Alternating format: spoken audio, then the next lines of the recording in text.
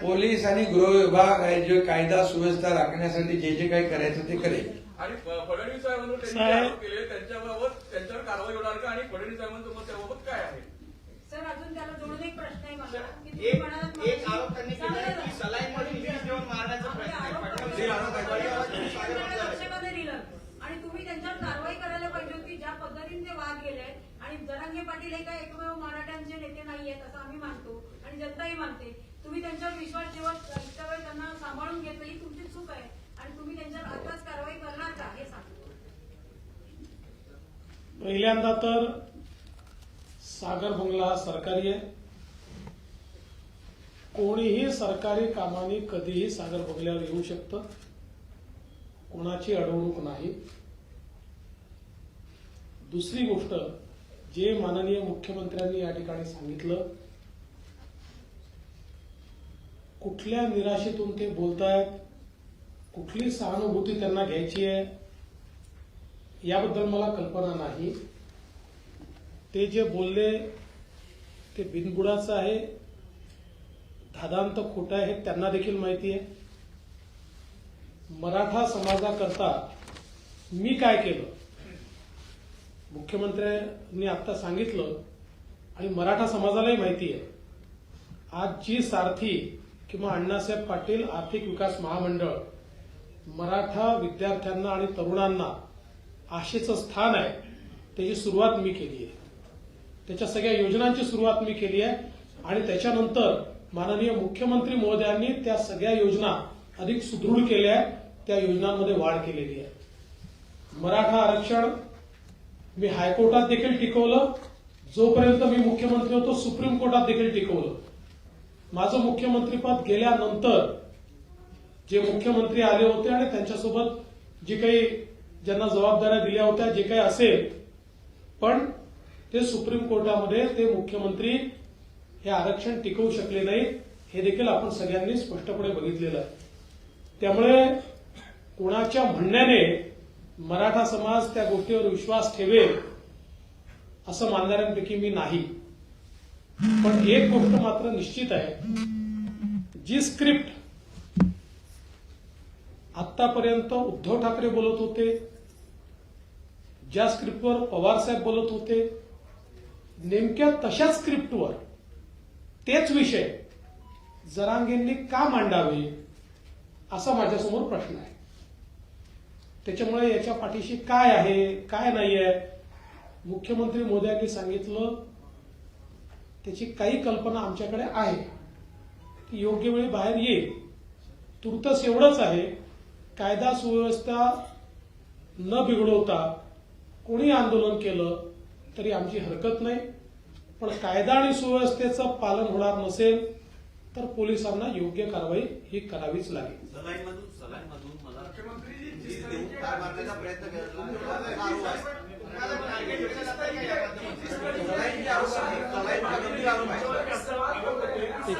गंभीर आरोप आहे. मी तुम्हाला प्रश्न विचारतो, सोडून द्या. तुमचा तरी विश्वास आहे का? मी तुम्हाला प्रश्न विचारतो, सोडून द्या. तुमचा तरी विश्वास आहे का? अशा गोष्टीला उत्तर तरी द्यायच्या तुम्हालाही समजलं पाहिजे. तुम्ही मला असे प्रश्न विचारता, मला तुमचं आश्चर्य वाटतं.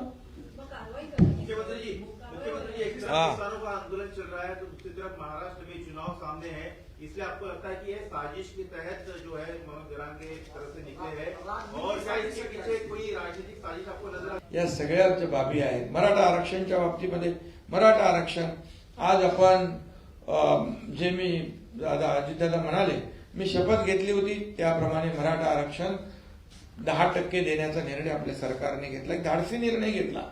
जेव्हा यापूर्वी देखील हा निर्णय घेतला होता, जेव्हा देवेंद्रजी मुख्यमंत्री होते आणि हायकोर्टामध्ये तो निर्णय टिकवला आपण.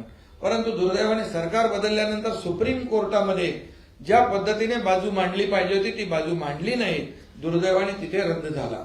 आणि आता याच्यामध्ये कुणबी नोंदी आहेत त्या आपण तिथे जी शिंदे कमिटी आहे ते एक वेगळं काम सुरू आहे. आज त्याच्यामध्ये जे नोटिफिकेशन काढलेलं आहे त्याच्यामध्ये आपण हरकती 6 लाख आलेले आहेत त्याची स्क्रुटिनी करतोय.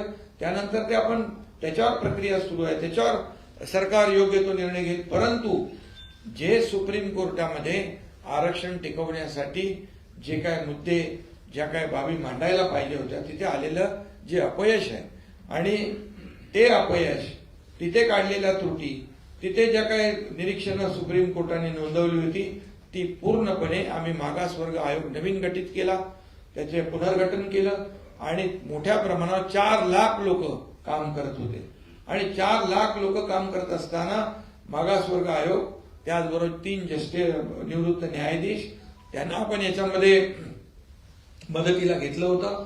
इतर सगळी टीम जी आहे, जेव्हा अगोदर हायकोर्टामध्ये टिकवलं त्यावेळेस जी टीम होती त्यांची मदत आम्ही घेतली आणि हे मराठा आरक्षण 10% देण्याचा निर्णय घेतला.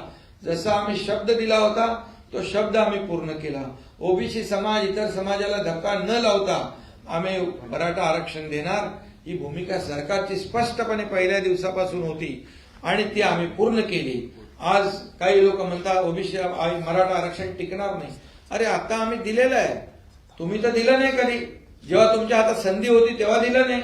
मराठा समाजाचा वापर करून घेतला, नेते मोठे मोठे सर्व पदाधिकारी झाले, सत्ता आली, सगळं आलं, परंतु त्या समाजाला वंचित ठेवलं आणि आम्ही प्रामाणिकपणे दिलं.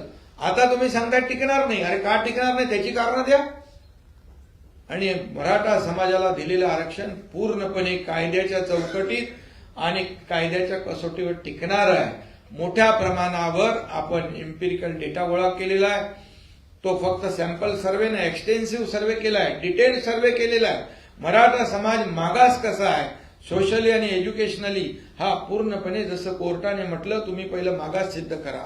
कोर्टाने ज्या ज्या बाबी मांडलेल्या आहेत त्या त्या बाबींचा अंतर्भाव आम्ही मराठा समाजाला आरक्षण देताना केलेला आहे. त्यामुळे मराठा समाज दिलेलं आरक्षण पूर्णपणे कायद्याच्या चौकटीवर बसण्यासाठी, टिकण्यासाठी शासन पूर्ण ताकद लावेल आणि आम्हाला विश्वास आहे ज्या बाबी सुप्रीम कोर्टाने ज्या मांडल्या होत्या, जी निरीक्षणं नोंदवली होती, ज्या त्रुट्या दाखवल्या होत्या, त्या पूर्णपणे दूर यामध्ये केलेल्या आहेत. त्यामुळे विरोधी पक्षाने देखील हे आरक्षण कसं टिकलं पाहिजे अशा सूचना न करता टिकणार नाही, का टिकणार नाही याची कारणं तर देत नाहीत. आणि म्हणून मी आपल्याला एवढंच सांगतो की आज मराठा समाजाला आरक्षण आपण दिलंय, जसा शब्द दिला त्याप्रमाणे सरकार वागलेलं आहे. त्याचबरोबर ज्यांना कुणबी नोंदी सापडत नव्हत्या त्यांचं देखील आम्ही जस्टिस शिंदे समितीच्या माध्यमातून तेही काम सुरू केले, त्याचं नोटिफिकेशन काढले, त्याच्या हरकती आल्या आणि म्हणून अगदी तात्काळ यामध्ये कायदेशीर प्रक्रिया सगळ्या बाबी ज्या आहेत या पूर्ण केल्या पाहिजेत. एवढ्या घाई गडबडीमध्ये कुठलाही निर्णय घेता येणार नाही आणि आम्ही कोणाची फसवणूक करणार नाही. आम्ही कुणालाही फसवणार नाही. पहिल्या दिवसापासून आमची भूमिका स्पष्ट आहे आणि म्हणूनच जो काही निर्णय घेतलाय हा टिकणारा निर्णय आम्ही घेतलेला आहे. आणि म्हणून माझी विरोधी पक्षाला देखील त्यांनाही आव्हान आहे की यामध्ये मराठा समाजाला आरक्षण दिल्यानंतर, तुम्ही दिलं नाही पण आम्ही दिल्यानंतर उलट तुम्ही त्याच्यामध्ये सहकार्याची भूमिका घ्यायला पाहिजे. ते कसं टिकेल या बाबतीत चांगलं बोललं पाहिजे. ते टिकणार नाही असं संभ्रम निर्माण करून मराठा समाजाला त्याचं खच्चीकरण करण्याचं काम कोण करतंय याचा देखील जनतेसमोर उलगडा नक्कीच होईल. आणि म्हणून मी एवढंच सांगेन की आता सरकारने निर्णय घेतलाय, सरकारने निर्णय घेतलेला असताना यामध्ये टिकवण्याचा देखील जबाबदारी आमची आहे आणि म्हणूनच या कायदा सुव्यवस्था राखण्याची जबाबदारी देखील आमची आहे. त्यामुळे कुणीही या संयम पाळावा, कायदा हातात घेता कामा नये. शेवटी सर्वसामान्य माणसाला या राज्यामध्ये सुखाने, समाधानाने, आनंदाने जगण्याचा अधिकार आहे.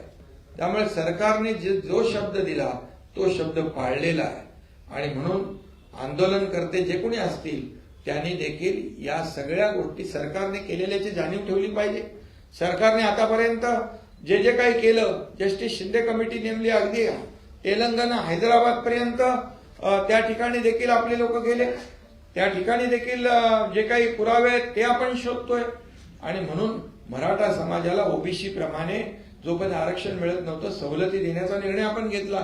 सारथी असेल, अण्णासाहेब पाटील आर्थिक विकास महामंडळ असेल, त्याचे 10 लाखाचे 15 लाख आपण त्याचं कर्ज, आपण व्याज आपण भरतोय सरकार म्हणून. आज हॉस्टेल ज्या ठिकाणी आहे तिथे हॉस्टेल दिलेत, तिथे हॉस्टेल नाही त्यांना आपण भाडं वाढवून ते स्वाधार योजना सुरू केली आणि सगळं जे आहे हे आपण सकारात्मक करतोय. आज किती अधिसंख्य पदं होती, कोणी हिंमत केली? आमच्या सरकारने हिंमत केली. 5,000 लोकांना ज्यांचं सिलेक्शन झालं होतं, अपॉइंटमेंट मिळाली नव्हती, ते त्यांना अपॉइंटमेंट देण्याचं धाडस देखील आमच्या सरकारने केलं. 5,000 लोकांना आज नोकऱ्या मिळालेल्या आहेत. मध्ये मॅटमध्ये 500 लोक गेले होते एमपीएससीचे, तिथे हायकोर्टामध्ये बाजूला मांडून लढवून त्यांना परत त्यांना नोकऱ्या दिल्या आम्ही. कुठं सरकार मागे पडतंय, कुठे सरकार कमी पडतंय हे तर दाखवा. आणि म्हणून ह्या सगळ्या ज्या काही बाबी आहेत, या राज्यामध्ये काही लोकांचं अराजकता पसरवण्याचं जे काही हे आहे, कारस्थान आहे, हे कुणी करता कामा नये. या राज्यातली जनता सुज्ञ आहे, या महाराष्ट्रातली जनता सुज्ञ आहे आणि सरकार जे काम करतंय याचा देखील साक्षीदार जनता आहे. आणि म्हणून आतापर्यंत जे काही झालं नाही मराठा समाजाच्या बाबतीमध्ये, ओबीसी समाजाच्या बाबतीमध्ये अनेक निर्णय सरकारने घेतले. आज आपल्या धनगर समाजाचा पण आपण कॅबिनेटमध्ये तोही निर्णय आज आपण घेतला. 5,500 ते 10,000 5,500 ते 10,000 संख्या वाढवण्याचा. समाजाला, सर्व समाजाला मुख्य प्रवाहामध्ये आणण्याचं काम सरकार करत आहे. त्यामुळे मला वाटतं याच्यामध्ये कुणीही एक लोकांमध्ये संभ्रम पसरवण्याचा आणि सहानुभूती मिळवण्याचा प्रयत्न करू नये. महाराष्ट्रातली जनता सुज्ञ आहे. मनोज जरांगे पाटील वारंवार त्यांच्या मागण्यांमध्ये बदल करतायत, नवीन मागण्यांचा समावेश करतायत आणि आज त्यांनी दुपारी जे स्टेटमेंट केलेले असंसदीय शब्द काही वापरलेले आहेत त्यांनी. तर त्या संदर्भात आपली काय प्रतिक्रिया? दुसरं म्हणजे त्यांच्या विधानामागे विरोधी पक्षांचे नेते आहेत का? काही जणांनी आरोपी थेट केलेले आहेत. शरद पवार साहेबांचं, उद्धव ठाकरेंचं नाव येते, राजेश टोपे यांचं जे स्थानिक नेते जालन्याचे त्यांचे देखील नाव घेतलेलं आहे. खरं म्हणजे मनोज जरांगे पाटील एक मराठा समाजासाठी एक प्रामाणिक भावना मनामध्ये ठेवून या लढ्यामध्ये उतरले अशी आमची पूर्ण भावना होती. आणि त्याप्रमाणे मग जस्टिस शिंदे कमिटी आम्ही केली. आतापर्यंत कुणबी प्रमाणपत्र मिळत नव्हतं, ते देण्याचं काम सुरू झालं. मग त्याच्यामध्ये त्यांची मागणी आली सरसकट द्या. त्याच्यानंतर मागणी आली सगळ्या मराठवाड्यात पुरती मर्यादित होती, त्यानंतर अख्ख्या राज्यामध्ये व्याप्ती वाढवा, ती आम्ही वाढवली. त्यानंतर सगळ्या सोयऱ्याची मागणी आली, त्याच्यावर नोटिफिकेशन काढलं, त्याच्यावर हरकती आलेल्या आहेत, त्या अद्याप त्याच्यावर प्रक्रिया सुरू आहे. त्यानंतर ओबीसी मधून द्या. अशा प्रकारच्या मागण्या वेगवेगळ्या वेळोवेळी बदलत गेल्या. आणि खरं म्हणजे आता मी स्वतः मुख्यमंत्री म्हणून त्यांना भेटायला जालना या ठिकाणी गेलो. किती आतापर्यंत किती आंदोलनं झाली, 56 मोर्चे झाले मुंबईमध्ये. ज्यावेळेस देवेंद्रजी मुख्यमंत्री होते 56 आंदोलनं मोर्चे झाले, शांततेत झाले. अगदी कायदा कोणी हातात घेतला नाही, सगळ्यांनी त्याची वाहवा केली. मराठा समाजाचे 56 मोर्चे झाल्यानंतर कुठल्याही समाजाला त्रास झाला नाही. परंतु यावेळेस काय झालं, यावेळेस कुठे आग लावली, कुठे काय केलं, दगडफेक झाली, कुठे काय, हे सगळं मराठा समाज हा संयमी आहे. मराठा समाजाने शिस्तीने आंदोलनं केलेली आहेत. परंतु त्याला गालबोट लावण्याचं काम जे कोणी लोक करतायत यापासून देखील मराठा समाजाने सावध राहिलं पाहिजे तरुणांनी, हे माझी सूचना आहे. आणि त्यामध्ये जरांगे पाटील मनोज जरांगे पाटील जेव्हापर्यंत या ठिकाणी लोकांसाठी काही प्रामाणिक भावना आहे अशा प्रकारचं त्याची भावना होती. सरकार त्याच्याबरोबर, मी जालनाला गेलो, नव्या मुंबईत गेलो आणि मुख्यमंत्री असताना मी कधीही इगो ठेवला नाही. परंतु आता जी काही त्यांची भाषा आहे ती भाषा राजकीय भाषा मला वाटते आणि त्याच्या मागे कोणीतरी बोलवतंय अशा प्रकारचा वास येतोय. आणि त्यामुळे यामध्ये कुठल्याही राजकारणाला बळी न पडता मराठा समाजाने आपल्याला सरकारने दिलेला निर्णय जो आहे हा सरकारने दिलेला निर्णय पूर्णपणे विचारांती निर्णय घेतलेला आहे. आणि आज मुख्यमंत्री, उपमुख्यमंत्री यांच्याबद्दल अशा प्रकारचं वक्तव्य करणं, खालच्या पातळीवर जाऊन बोलणं ही आपली संस्कृती नाहीये, ही महाराष्ट्राची संस्कृती नाहीये. आंदोलनकर्ते अनेक होऊन गेले. आज देवेंद्रजींच्या बाबतीमध्ये कुठला आरोप केला त्यांनी, अशा प्रकारचं कुणीतरी त्यांना सांगायला लावतंय का, याचा त्यांनी विचार केला पाहिजे. जर देवेंद्रजी मराठा समाजाच्या विरोधामध्ये असते तर त्यांनी मागच्या वेळेस जे आरक्षण दिलं, आम्ही सगळे एकत्र होतो, मराठा समाजाला आरक्षण मिळवून दिलं त्यासाठी खूप मेहनत आम्ही घेतली. त्यावेळेस हायकोर्टामध्ये देखील टिकवलं ते. हे टिकलं नाही त्या सुप्रीम कोर्टामध्ये. याला जबाबदार कोण आहे? आणि म्हणून अशा प्रकारचे खालचे पातळीवरचे आरोप हे महाराष्ट्र सहन करत नाही. महाराष्ट्राची ती संस्कृती नाही, महाराष्ट्राची ती परंपरा नाही.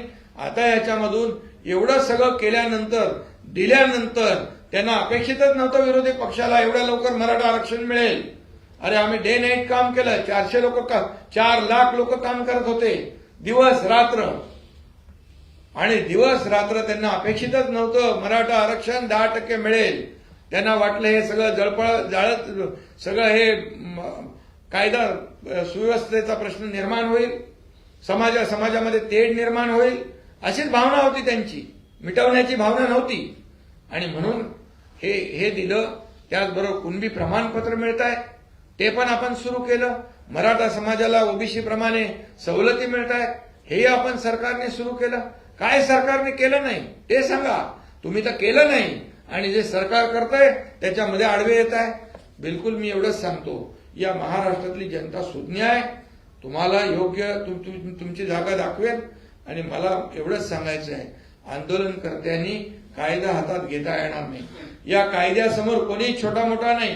कायद्यासमोर सर्व समान आहे याची जाणीव प्रत्येकाने ठेवली पाहिजे. सरकार म्हणून, मुख्यमंत्री म्हणून मी कधीही काही गोबीवर ठेवला नाही.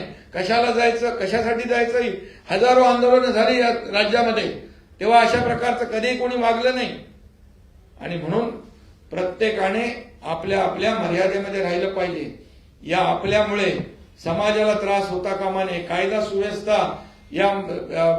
सुव्यवस्थेचा प्रश्न निर्माण होता कामा नये याची दखल आणि नोंद प्रत्येकाने घेतली पाहिजे. आणि या सगळ्या मागे सरकार पूर्णपणे लक्ष ठेवून आहे. आणि कुणाला वाटत असेल की सरकारला काही माहीत नाही, परंतु सरकार, गृह विभाग या बाबतीमध्ये पूर्णपणे लक्ष ठेवून आहे. मी पुन्हा एकदा सांगतो, या राज्यातली कायदा सुव्यवस्था बिघडवण्यासाठी जे कोणी जबाबदार असतील त्यांना बिलकुल सरकार पाठीशी नाही, माफ करणार नाही.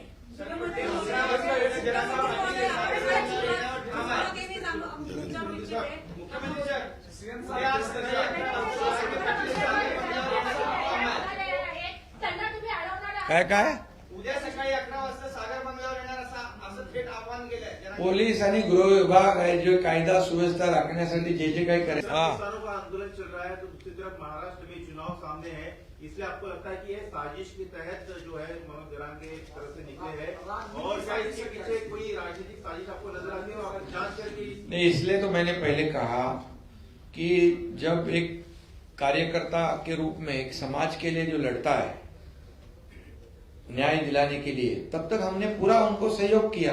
क्या नहीं किया, हम लोग ने सब कुछ किया है. और अब जब उनकी बोली भाषा बदल गई है, जैसे डीसीएम साहब ने बोला कि जो शरद पवार, उद्धव ठाकरे जो बोल रहे हैं वो वही भाषा बोल रहे हैं, इसका मतलब ये साजिश है. अरे साजिश का पर्दाफाश तो होगा. इसमें कोई कानून के सामने कोई छोटा बड़ा नहीं है. जब तक हम समझते थे एक ईमानदारी से लड़ाई लड़ रहे हैं, हम उसके लिए सब कुछ किया. मुख्यमंत्री किधर जाता है, कितने आंदोलन हुए आज तक. इसलिए अपने अपने सीमा में हर एक ने रहना चाहिए. सरकार सबका है और सरकार सबके लिए कर रहा है. हमने जो शब्द दिया था वो पूरा किया है. किसी अन्य समाज को अन्याय नहीं करते हुए. ये तो मराठा समाज में खुशी की लहर है. अभी ये बार बार ये मांग एक होने के बाद दूसरा, ए होने के बाद बी होने के बाद सी होने के बाद डी, वो सब देने के बाद फिर तो राजनीति की भाषा बहुत चालू हो गई. ये ऐसे कौन से देवेंद्र जी ने अगर मराठा समाज को नहीं देना होता तो उनके समय में मराठा आरक्षण कैसे मिलता. मराठा समाज को आरक्षण भी मिला, हाईकोर्ट में उसको वैलिड भी हुआ और सुप्रीम में जब गया तो मुख्यमंत्री कौन थे. 5000 लोगों को नौकरियां देने की बात थी तो यही एकनाथ शिंदे ने कहा था जो भी होगा उसका जिम्मेदार हम हैं, हम फेस करेंगे. 5000 लोगों को नौकरी देने का हिम्मत हम लोग ने दिखाया है. तो जो बोलने वाले जो है उन्होंने सिर्फ मराठा समाज का इस्तेमाल किया है. अब जब दिया है तो बोलते टिकेगा नहीं. अरे क्यों टिकेगा नहीं, उसका तो रीजन बताओ. ये मराठा आरक्षण पूरा ऐसी तरह से दिया है कि जो सुप्रीम कोर्ट ने जो ऑब्जर्वेशन, जो त्रुटियां, खामियां निकाली थी उसे पूरा किया है. 4 लाख लोगों को काम पे लगाया था इसमें। हर जिले में हर कलेक्टर ऑफिस में विशेष ऑफिस खोला था इसके लिए। और जो दिया है तो उसे पॉजिटिव बात करनी चाहिए। इसका मतलब राज्य में कानून व्यवस्था बिगाड़ना, ये सामने चुनाव देखकर राजनीति की रोटियां सेकना, ये लोग बहुत भली भांति जानते हैं। बहुत समझदार महाराष्ट्र की जनता है। ये उनको वो सही जगह दिखाएंगे। इसके पीछे जो भी साजिश है वो साजिश तो उसका पर्दाफाश तो होगा ही। लगातार जो भूमिका बदल रही है मनोज जरांगे पाटिल की, पिछले 3 महीने से आपसे लगातार मांग बढ़ती जा रही है। अब जब आरक्षण की मांग पूरी होती है उसके बाद राजनीतिक आरोप प्रत्यारोप शुरू हो जाते हैं, इसको कैसे? ये देखो महाराष्ट्र की संस्कृति है। इतने निचले स्तर पर आरोप लगाना आंदोलनकारियों ने ये शोभा नहीं देता है। ये उनकी बोली नहीं है, ये और किसी की बोली है। और इसलिए मैं अभी भी कहूंगा कि उन्होंने इससे बलि पड़ना नहीं चाहिए, लोगों के बहकाव में नहीं आना चाहिए। जो लोग जो आज जिन्होंने इतने साल राजनीति की, जब उनके हाथ में था मराठा समाज को आरक्षण देना, तब नहीं दिया, वंचित रखा सबको। और जब हमने देने की हिम्मत बताई तो उसके साथ में जैसे सहयोग करना चाहिए, न कि कानून व्यवस्था बिगाड़ के संभ्रम निर्माण करना चाहिए। मुख्यमंत्री किंवा उपमुख्यमंत्री, कानून के सामने कोई भी छोटा बड़ा नहीं है, मैंने बताया है आपको। मुख्यमंत्री किंवा उपमुख्यमंत्री यांच्या विरुद्ध कोणी समाज माध्यमांवर आरोप केले तर आतापर्यंत अनेकदा गुन्हे दाखल झालेले आहेत। अरे मुख्यमंत्र्यांनी तर जेलमध्ये टाकले, आरोप केले तर राणेंना आणि त्या कंगना रणावतला आणि त्या कोण तो आपला राणा नवनीत राणा याला 40 दिवस जेलमध्ये टाकला, देशद्रोहाचा खटला भरला। तेच मला विचारायचंय, तर फडणवीस साहेबांवरती असे आरोप झाल्यानंतर जरांगे विरुद्ध आपण गुन्हा दाखल करणार आहात का? सगळं कायदेशीर, ज्या बाब मी मगाशीच म्हटलं, कायद्यापेक्षा कुणी स्वतःला मोठं समजू नये। संयम ठेवलेला आहे सरकारने, संयमाचा अंत पाहू नका। दुसरा प्रश्न असा आहे की तुम्ही 2.5 वर्षाच्या काळात सुप्रीम कोर्टाने आरक्षण टिकवलं नाही, महाविकास आघाडी सरकारने असं म्हणाला होता। या सरकारमध्ये राष्ट्रवादी काँग्रेस पक्ष सामील होता आणि त्याच्यात अजितदादा पवार हे उपमुख्यमंत्री होते। हा, मग काय झालं? त्याच्यामध्ये कुठं एक अजितदादा पवार काय उपसमितीचे अध्यक्ष होते का मुख्यमंत्री होते? असं नाही, पण पक्षीय अरे असं काय, तुम्ही बघा, आरक्षण जे टिकलं हायकोर्टामध्ये, सुप्रीम कोर्टामध्ये टिकलं नाही का? याचं कारण जे आहे हे तुम्हाला माहित आहे, सगळ्यांना माहित आहे। आणि त्या सगळ्या त्रुट्या ज्या आहेत आणि जी निरीक्षणं आहेत ती आम्ही पूर्णपणे या मागासवर्ग आयोग आणि आपल्या सर्व्हेमध्ये त्याची नोंद घेतलेली आहे। माझा प्रश्न वेगळा आहे, त्या समितीमध्ये आपणही होता, त्या गव्हर्नमेंटमध्ये हा, होतो ना, मी मुख्यमंत्री नव्हतो, मी त्या उपसमितीचा अध्यक्ष पण नव्हतो। कोणते अडथळे आले असं मला विचारायचं। अरे अडथळे सगळे दूर केले आम्ही। तुम्हाला मी सांगतो, राज्य सरकार ते पूर्णपणे आरक्षण टिकवणार आणि सुप्रीम कोर्टाच्या गाईडलाईन प्रमाणेच आम्ही आरक्षण दिलेलं आहे। ठीक आहे, धन्यवाद।